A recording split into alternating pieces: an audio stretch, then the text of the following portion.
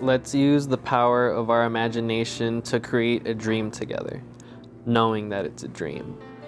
Imagine that you are in a gigantic mall where there are hundreds of movie theaters. You look around to see what's playing, and you notice a movie that has your name. Amazing. You go inside the theater and it's empty except for one person. Very quietly, trying not to interrupt, you sit behind that person who doesn't even notice you. All that person's attention is on the movie. You look at the screen and what a surprise, you recognize every character in the movie. Your mother, your father, your brothers and sisters, your beloved, your children, your friends. Then you see the main character of the movie, and it's you. You are the star of the movie, and it's the story of you. And that person in front of you, well, it's also you, watching yourself act in the movie. Of course, the main character is just the way you believe you are, and so are all the secondary characters because you know the story of you. After a while, you feel a little overwhelmed by everything you just witnessed, and you decide to go to another theater.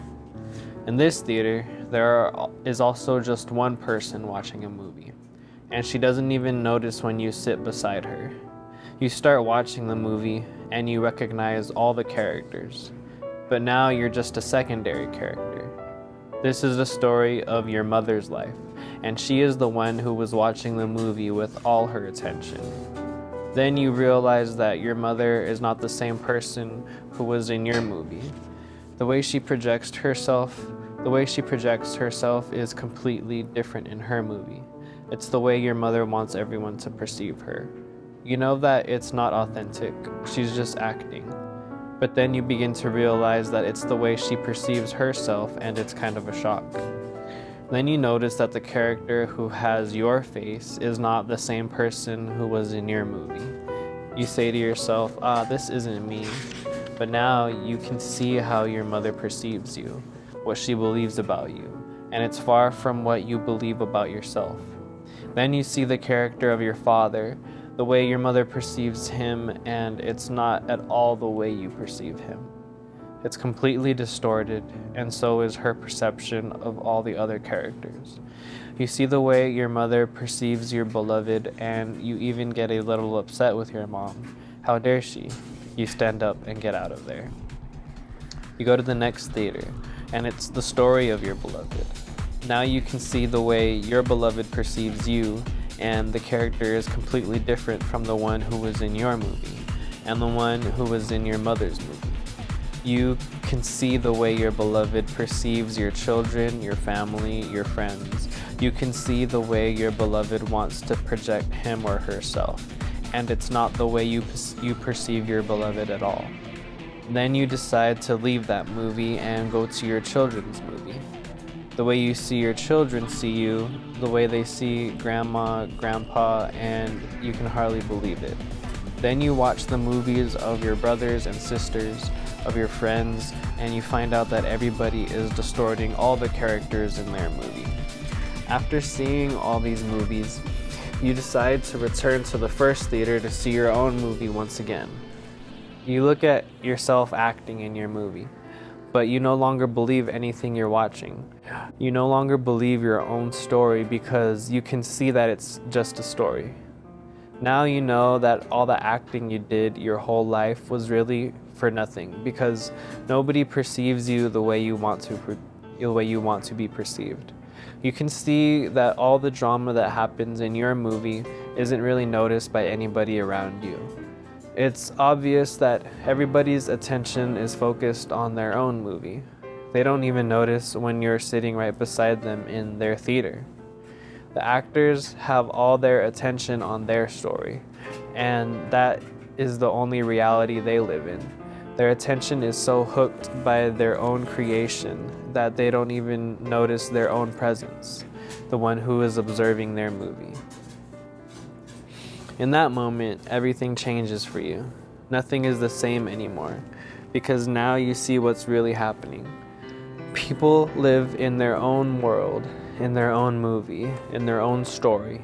They invest all their faith in that story, and that story is truth for them, but it's a relative truth because it's not truth for you. Now you can see that all their opinions about you really concern the character who lives in their movie, not in yours. And the one who they are judging in your name is a character they create. Whatever people think of you is really about the image they have of you, and that image isn't you. At this point, it's clear that people you love the most don't really know you, and you don't know them either. The only thing you know about them is what you believe about them. You only know the image you created for them, and that image has nothing to do with the real people. You thought that you knew your parents, your spouse, your children, and your friends very well. The truth is you have no idea what is going on in their world, what they are thinking, what they are feeling, what they are dreaming. What is even more surprising is that you thought you knew yourself. Then you come to the conclusion that you don't even know yourself because you've been acting for so long that you've mastered pretending to be what you are not. With this awareness, you realize how ridiculous it is to say, "My beloved doesn't understand me. Nobody understands me." Of course they don't. You don't even understand yourself. Your personality is always changing from one moment to the next, according to the role you are playing, according to the secondary characters in your story, according to the way you are dreaming at that time. At home, you have a certain personality. At work, your personality is completely different. With your female friends, it's one way. With your male friends, it's another way. But all your life, you made the assumption that the other people knew you so well when they didn't. But all your life, you made the assumption that other people knew you so well, and when they didn't do what you expected them to do, you took it personally, reacted with anger, and used the word to create a lot of conflict and drama for nothing. Now it's easy to understand why there is so much conflict between humans. The world is populated by billions of dreamers who aren't aware that the people are living in their own world, dreaming their own dream. That people are living in their own world, dreaming their own dream. From the point of view of the main character, which is their only point of view, everything is all about them. When the secondary characters say something that doesn't agree with their point of view, they get angry and try to defend their position. They want the secondary characters to be the way they want them to be, and if they are not, they feel very hurt. They take everything personally. With this awareness, you can also understand the solution, and it's something so simple and logical. Don't take anything personally. Now, the meaning of the second agreement is profoundly clear. This agreement gives you immunity in the interaction you have with the secondary characters in your story. You don't have to concern yourself with other people's points of view. Once you can see that nothing others say or do is about you, it doesn't matter who gossips about you, who blames you, who rejects you, who disgraces you with your point of view, who disagrees with your point of view. All the gossip doesn't affect you. You don't even bother to defend your point of view. You just let the dogs bark, and surely they will bark and bark and bark. So what?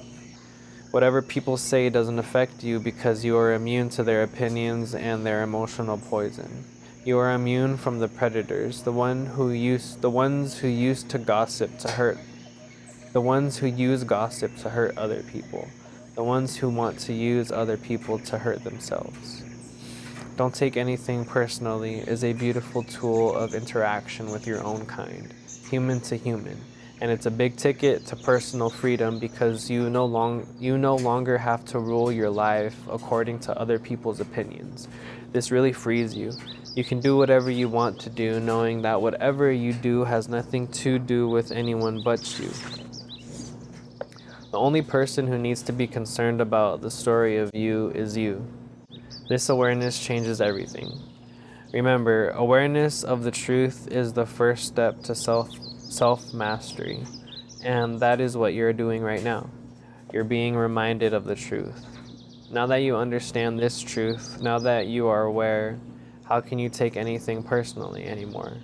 Once you understand that all humans live in their own world, in their own movie, in their own dream, the second agreement is pure common sense. Don't take anything personally.